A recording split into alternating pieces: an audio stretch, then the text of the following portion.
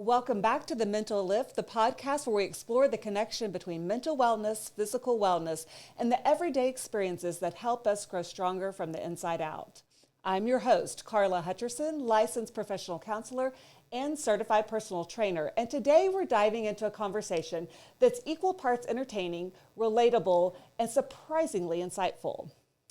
We've all heard someone say, my hairstylist knows everything about my life. So today we're putting that idea to the test with our special guest, professional hairstylist Kelsey Capo. Together we're asking the question, who hears it all, the therapist or the hairapist? Let's meet the Hairapist. Kelsey Capo is a beauty educator, hairstylist, makeup artist, and salon owner with over 15 years of experience helping women find beauty routines that fit their life and not the other way around. Known for her expertise in luxury hair extensions, dimensional color, and personalized makeup education, she's passionate about empowering women with confidence, not just through beauty, but through authenticity, faith, and entrepreneurship. From hilarious salon stories to meaningful conversations about trust, connection, and why people often open up while sitting in the salon chair, this episode is full of laughs, real-life moments, and a reminder that feeling heard can happen in unexpected places. So let's get this party started. Meet our therapist and our hairapist, Kelsey. So let's talk. Tell me a little bit about you. How did you become a hairstylist? So I actually started when I was very, very young. I absolutely loved beauty. So my mom had this old brick of a laptop. Some of you out there, I'm aging myself. I know you remember these, right? She's not very old. And she would come out into the living room and I would be asleep with it on my legs because that was back when YouTube just very first came around. And so I was watching all of these different like makeup videos, hair videos. And so it started from when I was probably in middle school. But I moved to Dallas when I was 19 and moved here for a modeling contract. Figured out that 6'1" is actually too tall to model. How is 6'1" too tall to model? Because every time I tried, they were like, oh, 5'7". No. Isn't that crazy? Yeah, they told me because I was so tall I'd have to do runway. And they told me, well, the designers don't want to have to buy more fabric. And so I had to let that sit in my brain for a minute. And I'm like, okay, well, if I can't be in front of the camera, I'll be behind it. And so I started doing runway shows, photo shoots. I've had some of my work on a billboard in New York City. That was really cool. And so I've loved it my entire life. But I've been in the beauty space for a long time. Back it up. I've been in the beauty space for a really long time. I was in the corporate beauty space for 15 years and all the while doing hair and makeup on the side. And so, yeah, about a year ago in August, I will have opened my salon. So this will be... It's super cool. I mean, I know Kelsey because she is amazing and makes me look amazing for photo shoots and everyday life and it's podcasts. Not very hard, guys, to make her look beautiful. She's already so stunning. Oh, well, thank you very much. But the thing about it is it's like a lot of people dread going to the salon because they know it's going to take hours and hours and hours of sitting in a chair. I am horrible at sitting in a chair, right, for hours and hours. So the thing about it is the time goes by so fast because we end up entertaining each other so much and so much fun, having lots of conversations. I remember when I started my beauty adventure, it was like back in the days when they had the little Barbie heads and then you could do the little makeup and hair. Yeah, that's how I started my styling adventures. Well, they still have those at the cosmetology schools. And it's funny, each of the different like heads have a name. And so when you buy them, it's hysterical. And so I always had Debbie. And, Debbie does Dallas. And when she was in trouble, her name was Deborah. So, oh my gosh, when she didn't follow the instructions. Yes, exactly. Well, you know, the funny thing is we kind of thought about this episode because we were kind of comparing, as a therapist, I hear a lot of things in my office. Oh, yes. In a confidential way. But you also have people just unload on you in your salon. I think this is true for most therapists. Like, people feel really comfortable in that space for some reason. And we'll talk about a little bit about that in a little bit. But what is the funniest thing someone ever confessed in your chair? I'm going to keep this as PG as humanly possible because y'all would be very shocked at some of the things that I am told. People love to talk about their personal lives. Oh, they do. And it's crazy, some of the personal things they'll share. Example. So one of my beautiful clients who's been with me since cosmetology school and who I consider a dear friend, she's in her mid-60s. And she asked my opinion on something that goes in your side table next to the bed, and then proceeded to ask me about this, that, or the third, which I was just in utter shock, and then proceeded to tell me everything in her magic drawer next to the bed, which I just had to go, oh, okay. And that's surprising because some people that you would never think invest in these kind of entertainment items tend to have some of the most interesting items. Well, let me just tell you, she had some accoutrement. I was like, okay. It was, and then of course I had to laugh hysterically because I've known her for 10 years. And I just said, okay, we got to change the subject to something else. I can't sit here and laugh my head off while I'm doing your hair. It's just not going to happen. No, it's too funny. And you know what? That kind of goes back to, I think people don't really think about that when you're a therapist, when you're a hairstylist, when you're doing something that you have a trade skill in, we get kind of so down the rabbit hole that you get so into a mode that you can listen and do at the same time. It takes a lot to derail that. And so when you derail that part of my mind, you really have accomplished something there because woo! When did you finally realize, and why do you think that people feel so comfortable saying stuff in the salon chair? So something for me that's very important is I have invested a lot of time and energy into educating myself around being a good communicator. And I think communicating with people and disarming them from the jump, because some women come in and they have their hair on top of their head, they have no makeup on, they're going through something, and you can just watch body language and kind of watch them be uptight. They're afraid of judgment. They're afraid of whatever that is. And I think communicating well and telling them, like, this is a safe place for you. Yeah. You do not have to be anybody you don't want to be here. When you leave here, you're going to feel the most beautiful. Of course. And so I think just the realization that they can come in, they can sit down, they know they're not being judged, they know that they can just wholly and completely be themselves, and that they're going to walk out feeling better, I think is a big factor of why they come in and just kind of like melt into my chair. Oh, absolutely. And women play so many roles at the same time, Oh, yes. And so when you get that opportunity to just sit in the chair and not play a role, and no one's calling on you, no one's waiting on you, no one's calling, say mama, mama, mama, or whatever else. No one's asking anything of you. You just get to melt in that chair. That's that's a kind of great feeling. I mean, even I miss the days I got to be a client, because now it's kind of like, just like, people that get their nails done, you look at your nail tech and you're like, where are your nails? Girl, when do I have time? We don't get our hair done, right? Like, for me to go get a service is very rare. And even when I do, the minute they find out you're a hairstylist, it's like, oh, well, it's like that level of relaxation, that level of just being able to kind of like let it all melt away goes out the window. I miss it. So it's kind of like maybe being a secret agent. You should not tell them you're a hair dresser. I actually went and got a blowout about a week and a half ago, and I didn't tell her, and it was the most relaxing time of my life, actually. I love that. Yes. And is there something about getting your hair done that makes people feel safe?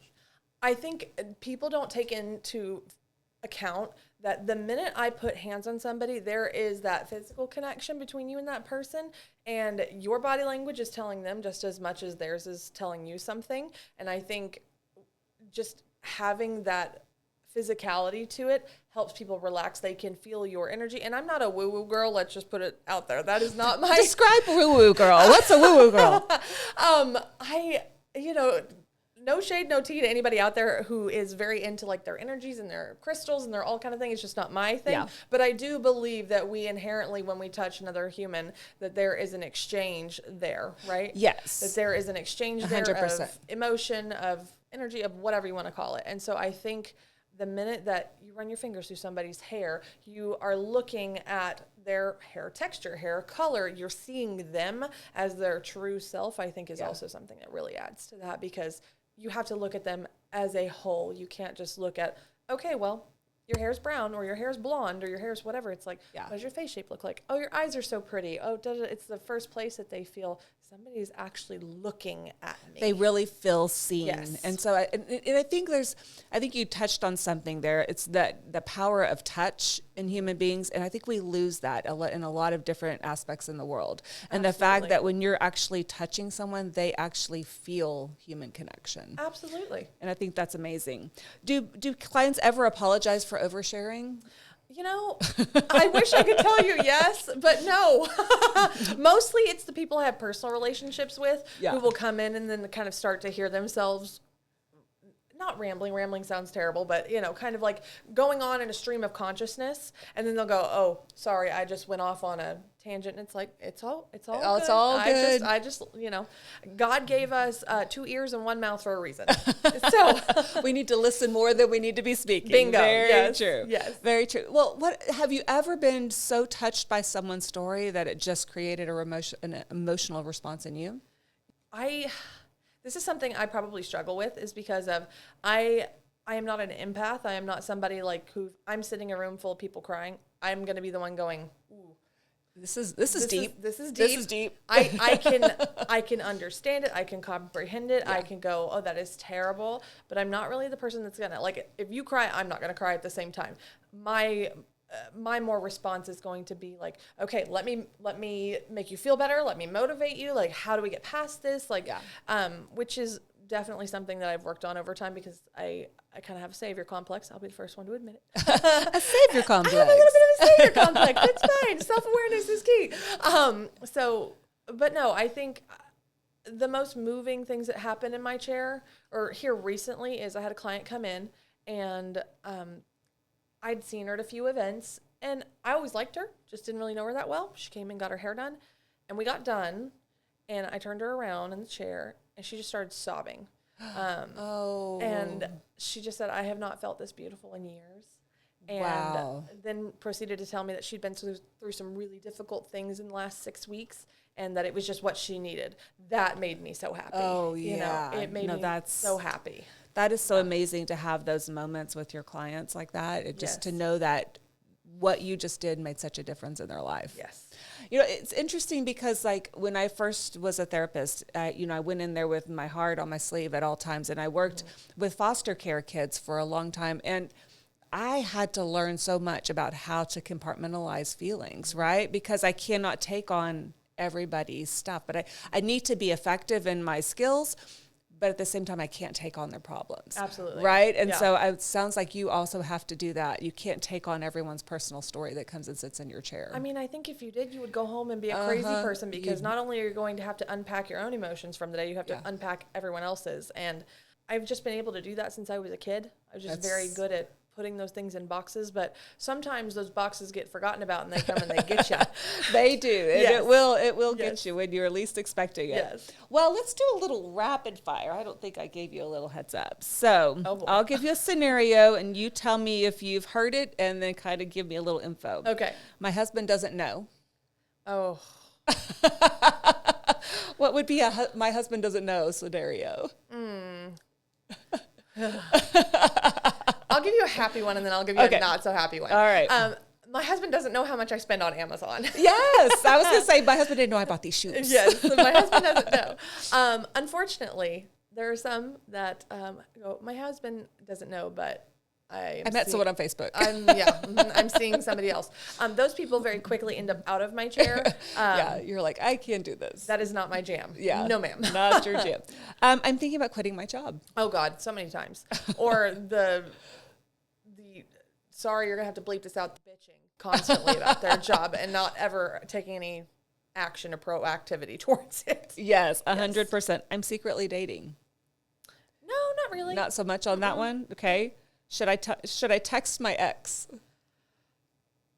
Mostly, should I text my ex and tell him what a piece of he is?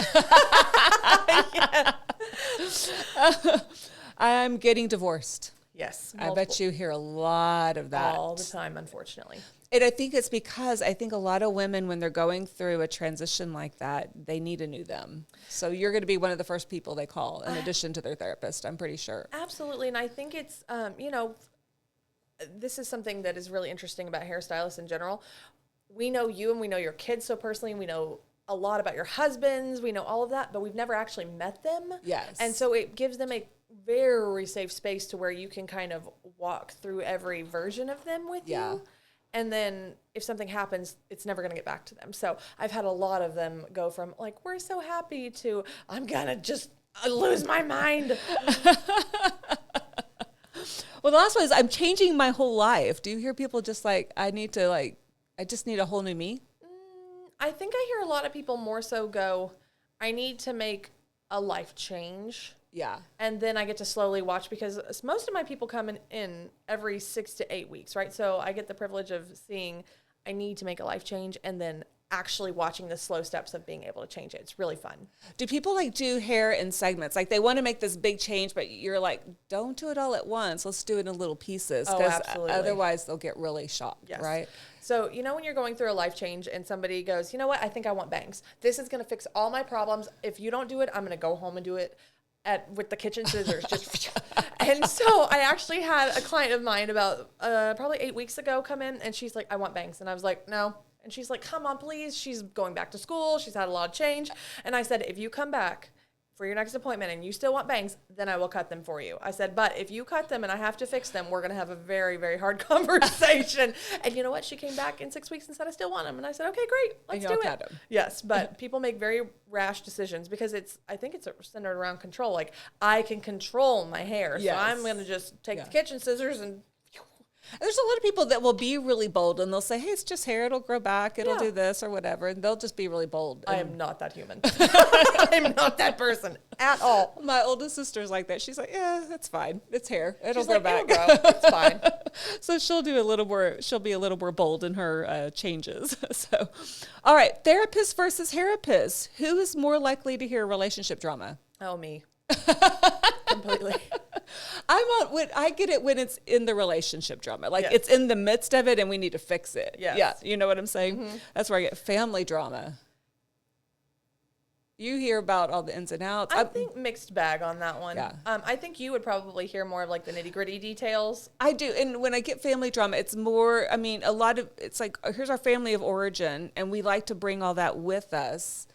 And a lot of times we'll use it as a means to excuse certain things. Yes. Yeah. I think I hear more about like your typical bickering between siblings and kind of the descriptions of how they see their immediate family or their extended family, that kind of a thing, but not so much the really deep down pieces of it. Yeah. Work stress. All the time. Yes, I hear it all the time too. All the time. Midlife crisis. Occasionally, more probably your realm on that one. Yeah, and I don't really hear people call it that. I just hear they're stuck. People get stuck. And to me, I guess that's where a midlife crisis would come in. Because then you're like trying to find ways to get unstuck. That's interesting. Stuck. I don't really have people get stuck so much as I have people come in and go, I'm having this big change, and they're reacting to it. Yeah. Is more what I get. Yeah, I can see that. Yeah. Wedding panic. I hate doing weddings, guys. I'm saying it here first. She's great at hair and makeup. Yes, right. I hesitate always to tell people that I hate doing weddings, but I only do 3 or 4 a year, and it's always by referral. And mostly it's because of all the family drama dynamics. I'm here to do my job and make you look beautiful and go home. Like, you don't need to be texting me at 10 o'clock at night. Your mother doesn't need to be texting me at 10 o'clock at night. Y'all figure that out. Yeah. So you're like, I'm only there for the hair and makeup. Only there. So wedding panic. Yeah. So breakup tears. Yes. And yes. Yes. And yes. Happy news. Not as much as, now that I'm thinking about it, not as much as I really think I would or should. Yeah. Y'all bring some happy news to your hairapist. Most of it is just an outpouring of trauma dumping. Happy news is that what I get is when something's gone well that we've worked on. That's what I get. Like, oh, that worked. Mine is more, I got the job, or me and my daughter went and got our toes done, or, it's more of like the happy like moments, not necessarily like big things. Yeah. Pregnancy announcements. Yes. Yes? Yes, those are fun. Do people change their hair during pregnancy? Fun fact, your hair changes so significantly during pregnancy that you can create, they call it like a pregnancy ring or a pregnancy, it's a chemical shift to where color actually adheres to your hair differently. And I've seen girls come in with a band of hair where their hair is completely different from the rest of their head while they're pregnant. And that is crazy. I was watching this video one time where a girl went into her therapist, into her hairapist, and she goes, "Are you pregnant?" And she goes, "Oh, how did you know?" Because she had looked through the back of her hair, and her hair growing out was a different color than the rest of it because of her pregnancy hormones had changed it so much. Oh, wow. I didn't know that. That's pretty amazing. I learned something new today. I cut my own bangs. Oh, God. I'm never going to hear that one, but Probably I can not. You're imagine. lucky. That one is not fun. That one is usually accompanied by tears. Yeah. And you're like, oh, dear gosh, what do I have to work with Exactly. here? We're going to do a shag. Yes. All right. Vacation disasters. Yeah. I'd say I've heard them. Yeah. And dating app horror stories. Ooh, I get that a lot.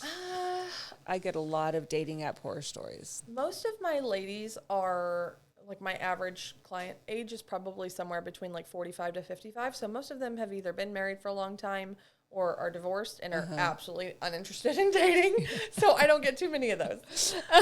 So we talked about kind of wanting the new me after a divorce or during a divorce. Yes. It's kind of like, what is it? The revenge dress? Is it the revenge hair? The revenge hair, the revenge ring where they take their diamond and turn it into something else. different. Yeah. Revenge hair, revenge body is I was going to say one. revenge body. I Revenge get body, for the yep. personal training. That's my I need a whole new Yes. me. So yeah, I think we both get that a lot. So what about? And this is an interesting one because I did have a client who had cancer and needed a whole new look. Right. And especially dealing with hair growing back in after Yes. treatments, things like that. How do you deal with all of those kinds of things? So I take a lot of pride in caring for the women I have several women who have severe autoimmune diseases. So whether that be somebody who has an autoimmune disease or cancer, or some very severe illnesses. One of my clients has had a seizure in my chair 3 times. Oh my gosh. And so I really enjoy nurturing those relationships because that is the one thing that they typically do for themselves because they don't have enough energy to go sit at both a nail salon, go get a pedicure, go do this. Their husband's working and trying to keep all the balls in the air. Yes. And so I take a great amount of care with women who sit in my chair who have either fought cancer or fighting a severe illness. That is something very near and dear to my heart. Well, I can imagine the amount of just that feeling that you get from helping and knowing that you're making such a big impact. Because not everybody has the opportunity to have that much impact in someone's life when they're fighting, for their life in a way, right? So it's very interesting that you would have that opportunity to really be that support system for them. They share a lot too, things that, are very, very personal things that not a lot of people are privileged to. And so I actually have a little, well, you've seen it, my little sign in the salon that says what's said in the salon stays in the salon. Yes. And it's true. Because just like in your world, there is a level of confidentiality that 100%. we carry because that's why they come see you, they trust. And if they do, if you are to tell other people things that they say, then you lose that trust and then you lose a client. Absolutely. Yeah. Does confidence change immediately after a makeover? Do you see what do you see like from the time someone comes in to the time they walk out, whether it's hair and or makeup? Yeah. I think that initially, especially if they're not used to wearing a lot of makeup or they're not used to their hair looking a certain way, there's that moment of shock. There's been a couple of times where I'm like, oh God, I really hope she loves this right now. And she's like, no, I do love it. It's just going to take me a minute. And so I think the confidence comes later at their next appointment when they come in and they look at me and they're like, this is fantastic. Because change is hard, especially as we get older, right? Yeah. It's hard to adapt to it. So I've gotten a lot of text messages after the fact going, I feel so amazing. I feel so fabulous. Thank you so much. Those kind of things. Initially, I think if it's a big change or big transformation, it takes a minute. Yeah, to kind of really absorb it. Yeah. And I don't think the audience really knows that yes, you're a hairstylist and a hair professional and all of those wonderful things that you do for our hair, but you also work with women on makeup and finding themselves through using makeup, right? Yes. And then you're educating them. And as, we are going through different transformations, whether, as we grow older or we're just entering a new stage of life, you help people adjust to that. Yes. I very much believe what I say, which is beauty should fit your life and not the other way around. If it doesn't work for your lifestyle, if it doesn't work for your time frames, if it doesn't work around your kids or what time of life that you're in, it's not a good fit. You need to try something different because you should want to go do these things in the morning, not, I got to go put my makeup on. I got to go do my hair. It should be a fun thing. It should be a happy thing that gives you confidence. Yes. I think it's really cool too that you'll go with your clients into Ulta or another store. Like I have at least 200 lipsticks, right? Because I'm always going, I'm like, I just can't find the right lipstick, like the one that stays on, that looks the best, whatever. And so I just keep buying, like, you actually will go in there with them and help them find the things that they need that are going to fit their lifestyle. Yes. And then, you know, they tell you what they want and you're like, okay, this is the product. Yeah. So we do a consultation first. We figure out where the holes are, right? You got to figure out where the cracks in the foundation are before you can go build the house, right? Correct. Yeah. And so we figure what that looks like, and then I take them to Ulta, and then we go shopping. And if we got to go to Sephora, we'll go to Sephora. If we need to go to Target, we'll go to Target. If that's what's in their budget. I mean, I don't discriminate. 100%, you know? 100%. Some of my favorite products came from the drugstore, and so then we go fill the cracks, and then I take them back and teach them how to do it. I do one side of their face and make them do the other, so that way they go home with tangible knowledge of how to do it. Yeah, I've seen on your social media you actually doing that, and it's so amazing to see, like, you do one side and they actually can do the other side, and it matches. Yes. It looks amazing. It's fun. It's super fun. Yeah. So let's look at boundaries, because this is probably pretty funny, right? So if you has anyone ever has something, they told you something and you're like, I just don't even know what to do with this. I don't know what to say. Yeah, when she told me what was in her magic drawer in the side of the bed. Yeah, I had no idea what to say. No, I think really the one that got me, and it's probably because I had to manage some anger around it, was, you know, you asked me earlier of like, I didn't tell my husband this. Like, I have had a couple people sit down in my chair and say, oh, I'm seeing something like they're cheating on their husbands, or they're doing something that I know is morally incorrect. Right. And I can't do that. That's just not within my moral compass. Yeah. It's very hard for me to have to hold boundaries and go, it's none of my business. And if they ask my advice, I will certainly give it. But if and when they don't, I have to try and be as respectful as I can, while also knowing, like, this person does not fit inside of my world, and they're going to have to find somewhere else to go. And I think that would be a good difference between a hairapist and a therapist, would be the fact that in my office, my boundaries are going to be to accept them wherever they're at and meet them where they're at, and then be able to help them work through that in a way that they want to work through it. Yeah. Right. And so it's like, I can't necessarily set my own boundaries. I have to leave my boundaries outside sometimes. You know what I'm saying? My boundaries are being confidential and really non-judgmental of anybody, which a therapist is going to be non-judgmental as well. But you have to help people get through hard things, whether it's in your value system or not. Yes. You know what I'm saying? And I think it's discernment too, because of, I have encountered a few women who have been through domestic violence, and that's a wholly and solely different ball of wax. Totally different. And so, you have good discernment, and before I open my mouth on things like that, when people sit in my chair, I really try to be introspective before I ever open my mouth. And you don't ever want to insult anyone or make them feel less than. Yes. But you do have a little bit more leeway in your own business to be able to say, this is the kind of client I want. Absolutely. Yeah, definitely. Yes. So there's another little difference here. Have you ever encouraged someone to seek professional counseling? Oh, all the time. Yeah. Yes. I need to leave some cards in your office. You truly do. I keep saying. Talked about this. Yes, I keep saying. How do you support clients without trying to solve their problems? A lot of it, I think, once again, goes back to communication of, telling them, I cannot sit here and tell you what to do. It is your life. It is what you want to do. It is what you feel led to do, whatever that looks like. But I'll love on you and support you as best I can when you're here, and I'll make you feel beautiful about yourself and do what I can to make sure you know that you have a place that you can go and be okay. Do you ever tell people, it's okay for you to talk about that, but I can't give you any advice? In our in our testing, when we go through and we have to test to be a hairstylist, you have to do a written portion and you have to do a practical portion where you actually have to cut and color hair. And in that written test, there is a whole section dedicated to, you are not a licensed therapist. Please acknowledge that you are not a licensed therapist.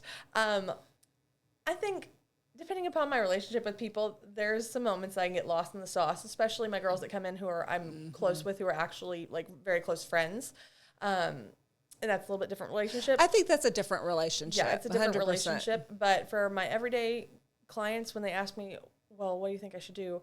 A lot of times my answer is, it's it's not my job to tell you what to do, which is my nice way of being like, I'm not getting in the middle of that. I'm not qualified for this. Well, the interesting thing in therapy, a lot of times just letting people talk through stuff, they come up with their own answers. I think a lot of people have their own answers. They just are scared of it because they want a different outcome, and that's not the reality. Right. Yeah.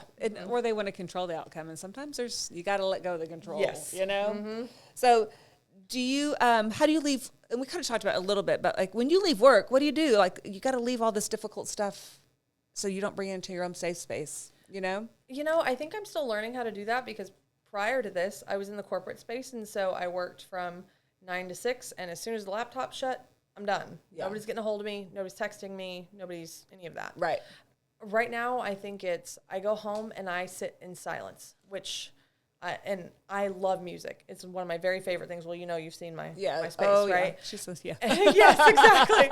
And I used to like crank music all the way home and all the way to the salon. And a lot of nights I go home in silence because I just need that decompression time to just kind of let my mind go quiet and just kind of let it roll off me like a duck.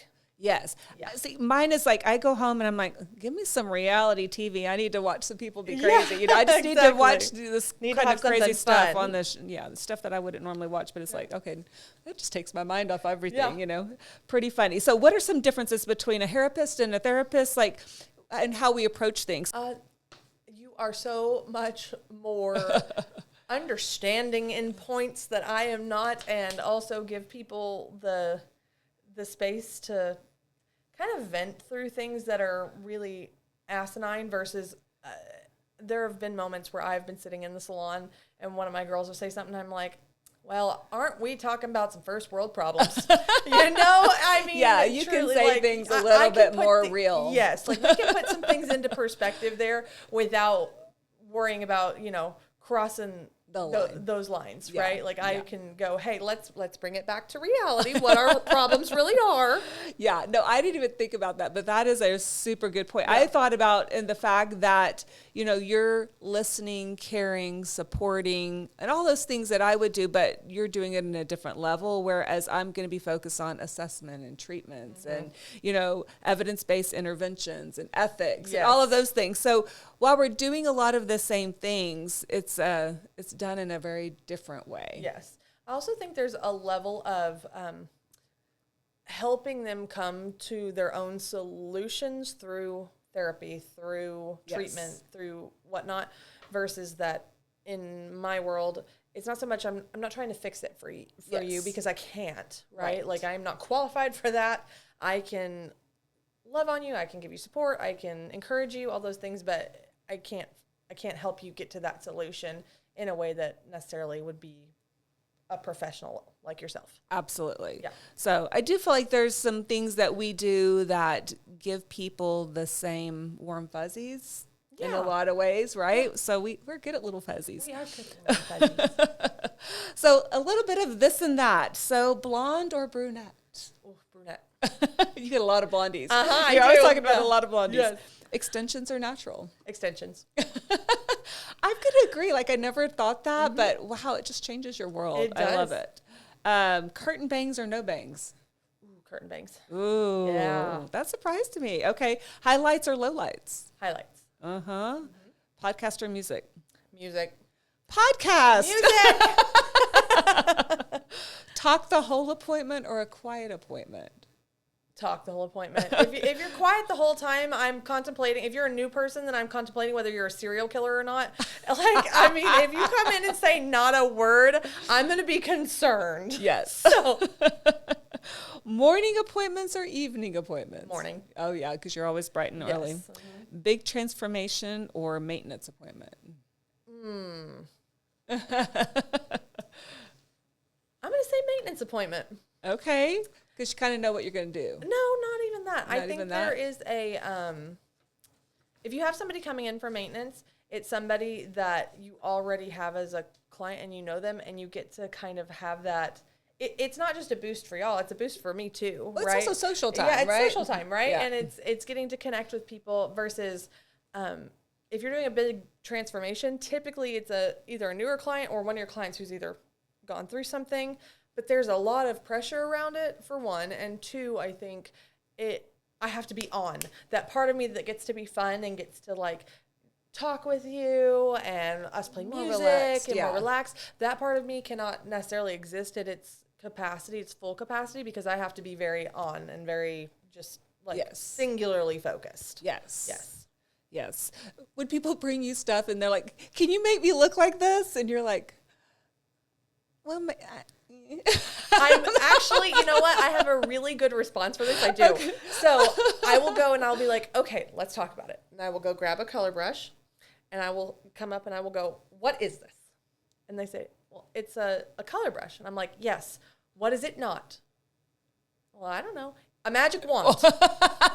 I am not the fairy godmother. Some things are possible and some things are not. And so it's kind of a fun way because, you know, it's never fun to look at somebody and go, your hair is a little too thin to do that unless we add extensions, or like, hey, you've been box dyeing your hair for a long time because I know money was tight, so this is probably not the best for your hair right now. It's hard to deliver that news, so I find it's nice to like disarm. You have a little humor and are able to do that. Yes, not a magic wand. I didn't even think about that, but that's a great way to put it. All right, finish the sentence. The salon is ... My greatest achievement in life to date. Very nice. I like that answer. Mm-hmm. Every woman deserves to feel beautiful with a routine that fits her life and in her own skin. I love it. Yes. Confidence starts with knowledge. Ooh, I didn't even think of that one. Mm-hmm. The craziest request I've ever had was literal raccoon tails from back when I was growing up, and that was a thing. The striped hair? Uh-huh, the striped hair. Yes. I wish clients knew. There's a lot of things I wish y'all knew, but let me think about this real quick.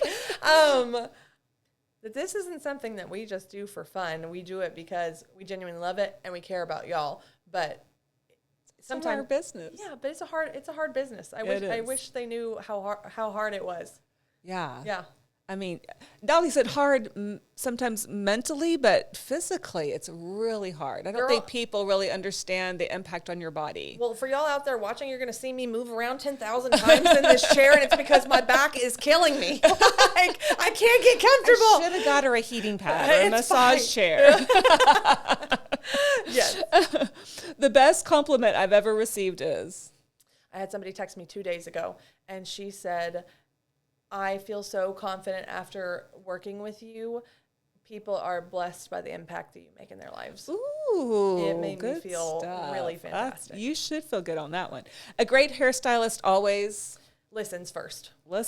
A great therapist always listens first. Yeah. I love that. Too funny. Okay, let's see what else we got here. Okay. True or false? People are more likely to make a dramatic hair change after a breakup. True. 100%. Oh, yeah. Every stylist secretly judges your at-home color jobs. True. True. A fresh hairstyle can improve confidence. Yes, true. Therapists and hairstylists both need excellent listening skills. Absolutely. Yeah. Yes. Just a trim always means just a trim. I'm going to say no. I think people come in and say, I just need a trim. I actually would, for me, my experience is usually, like, if they say just a trim, they don't really mean a trim, meaning they want this much. Yeah. Because my long-haired girlies, y'all are the worst about being like, I just want a trim, but their trim is like, I would like an eighth of an inch off the bottom just because I want to keep my long hair. Girl, it's dead. Cut it off. It's dead. Cut it off. When I had really long hair, I probably was I probably did that. But you know what? It's because of that very thing. Like, people have gone into other salons and said, I just want to trim, and they chop 6 inches off. Oh, no. Oh, no. Yeah. We're going to talk about it before I even put scissors to your head, because we're both going to be on the same page. Nobody's crying in my chair. It's or when you want your bangs trimmed and they end up here. And you look like Edna Mode from The Incredibles. She's got her little glasses and her little mini bangs. Yeah. Oh my God, but it's so funny. I mean, I'm thinking of all the really bad haircuts I had in my life. Oh, I mean, there's some really bad ones. Or I bring in a picture and it comes looking nothing like the picture. And I'm like, what happened? But not since she's been with me. Not since I've been with my Kelsey. So let's go to confidence boost. Who can make someone feel like $1 million faster, me or you? Faster, I think they get instant gratification. I would in my agree. chair. Yeah. Mine's going to take a little time, and we got to longer, sometimes get through some hard stuff to get there, right? So Yes. I would agree with that. Round 2, detecting a bad day. Who knows within the first 5 minutes something's wrong? Both of us, really. Yeah. I mean, they're not coming to me. I mean, I guess they do come to me even when they're happy. No, I would disagree. But yeah, I say I can tell the mood switch from one appointment to the other really quick when they walk in the door. I can tell body language and energy level when Yes. they come in, whether they're talkative or whether if it's one of my talkative girls and she comes in quiet, I'm like, oh God, what's wrong? Yes. What happened? 100%. But it's just that energy that comes through your door, you know? Okay. Who gets asked more for dating advice? I think you. Please God, don't ask me for dating advice. I am not the human to ask for this. I try to teach people how to date effectively. The one thing I have realized in this day and age, people do not date effectively. I'm trying to bring back some skills in dating, right? I've trained a lot of 20 and 30-year-olds how to date properly. Including me. We're not there yet, apparently. We're going to work on that. We're going to keep working on that because she's so beautiful and available and smart and successful. Thank you, friend. Little one of these. Okay. Who sees more tears of joy? I don't see a lot of tears unless people are really upset. See, I don't either. Yeah. I think when I get laughter, that makes me happy, right? Yes. But I don't see a lot of just tears of joy. I get a lot of laughing. I get a lot of snort laughing in my chair. People snorting in the chair, but not so much tears of joy. Yeah, no tears of joy. No. Oh, like tears because they're laughing so hard, maybe, exactly. or they just wet their pants or something. Who has witnessed the bigger emotional meltdowns? That's definitely me, I'm sure. For sure. Yeah. Definitely me. So you talked about biggest life announcements, pregnancies, engagement, divorce, new job, retirement. I'm going to say you probably get a lot of that more than I do. Pregnancies, miscarriages. Yes. Job loss, divorce, sick kids. Yeah, kindergarten graduation, college graduation, high school graduation, middle school graduation. Yes, all of it. All of it. Which I love. All of that. Like, you want to celebrate with your clients? I was about to say, I say that not in the tone of just like, oh God, all of it. No, but just like there's a lot. But it is fantastic, and I enjoy it because it's fun when people come in and they're happy and they want to party and they want to do all the things, right? And one of my favorite parts of my job is premarital counseling. I love to help couples divorce-proof their marriage before they ever say I do, right? So that's like a big thing for me. And I love when the couples I've worked with for, to get them up to the point of the wedding, and we've made all these wonderful changes and we've done all this hard work, and then they come back and they tell me they're pregnant or they're expecting their first the first baby and all these different things. I love all of that. But yeah, that's one of my greatest rewards. I love all of that.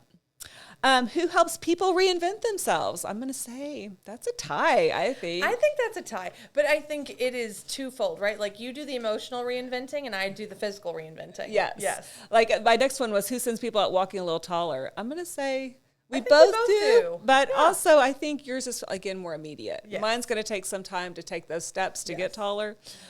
Who's more likely to tell someone what they need to hear instead of what they want to hear?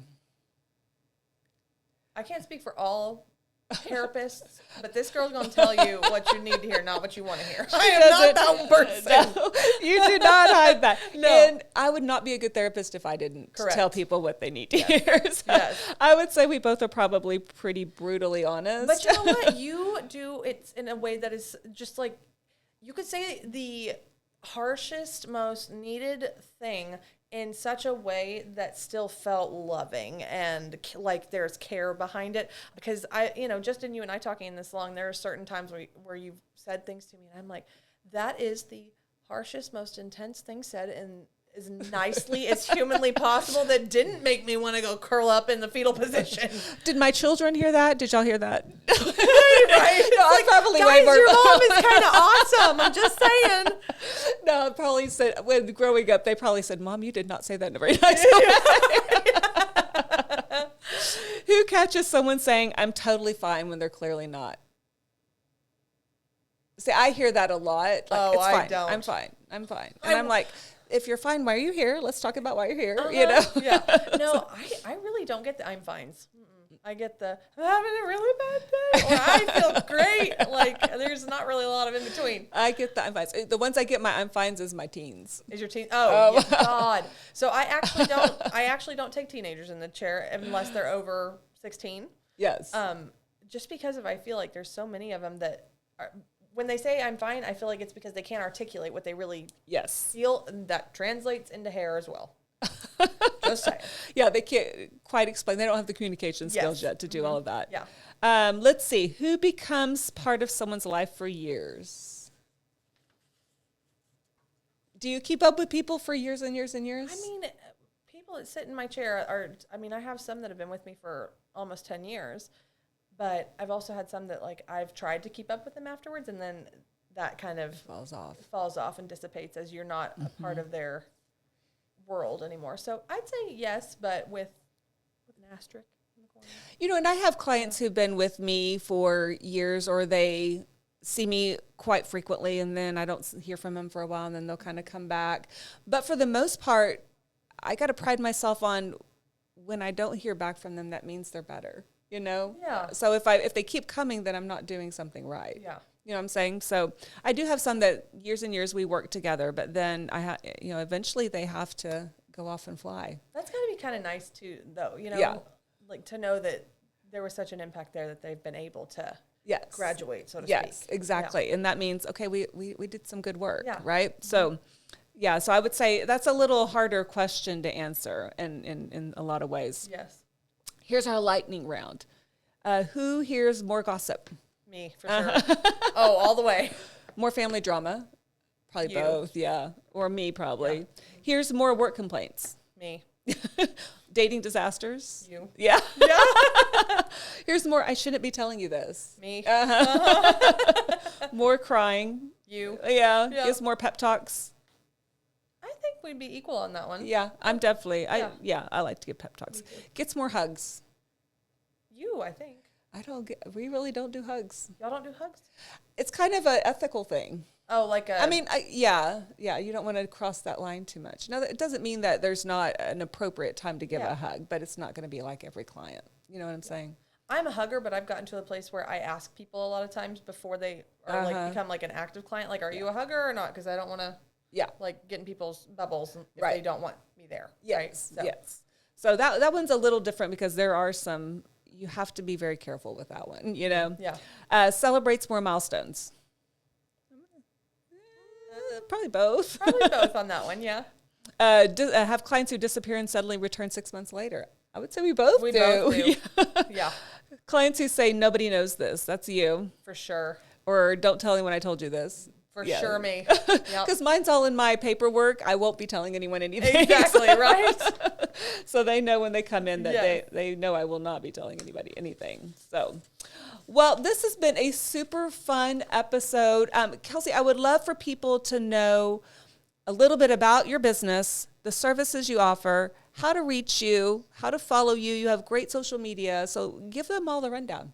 Thank you. You are welcome. So you can go find me on Instagram. That's my main platform, and it's at Cut Color Capo. My last name, CAPO. Or I'm actually working on my website right now, which is going to be cutcolorcapo.com. I offer anything from, if you want your hair done, we can do anything you want, girlfriend, within reason. Within reason. Does everybody hear me out there? I do extensions. I do color, custom colors. I also offer what's called a makeup mastery, where what we talked about earlier with Karla, where you can come in if you're struggling to find a routine that fits your life. I'm more than happy to help you with that. It is a longer appointment. Keep that in mind, guys. But I am just thrilled to get to be here with one of my favorite people. And if anybody wants to come in and just have a wonderful experience and have a little fun while we're at it. Absolutely. It's never a dull moment at Cut Color Capo. What a super fun conversation. A huge thank you to Kelsey Capo for joining us and giving us a behind the chair perspective on the relationship stylists build with their clients. Whether you're talking to a therapist or your favorite hairapist, one thing is clear. We all need people who make us feel seen, heard, and supported. If you enjoyed today's episode, be sure to subscribe, leave a review, and share it with someone who could use a laugh or someone whose hairstylist probably knows all their secrets. Until next time, remember to keep investing in yourself, keep lifting others up, and keep building a life that supports both your mental and physical well-being. This is Mental Lift because we're always building strong bodies and building stronger minds. Until next time, keep lifting. The Mental Lift podcast is intended for informational, educational, and inspirational purposes only. The content shared on this podcast reflects the personal opinions and professional experiences of the host and guest and is not intended to replace professional medical, mental health, or therapeutic advice. Although the host is a licensed mental health professional and certified fitness trainer, listening to this podcast does not establish a therapist-client, a counselor-client, or a trainer-client relationship. The information shared is not a substitute for individualized care from a qualified professional. Always seek the guidance of your physician, licensed mental health professional, and other qualified health professional regarding any questions you may have about your physical or mental health. If you or someone you know is experiencing a mental health crisis, emotional distress, or thoughts of suicide, please seek immediate help. You can call or text 988 to reach the 988 Suicide and Crisis Lifeline, which provides free and confidential support 24 hours a day in the United States. If you believe you are in immediate danger or need urgent assistance, please call 911 or go to the nearest emergency room. Support is available, and reaching out to a trusted professional, loved one, or crisis service can help ensure your safety and well-being. Thank you for listening to the Mental Lift podcast. If today's conversation encouraged you or inspired you or gave you something to process and think about, be sure to subscribe, share this episode on your platforms, share this episode with someone who needs a lift, or leave a review to help others find the show. Remember, real strength comes from training both the mind and the body. Until next time, keep building strong bodies and keep building stronger minds.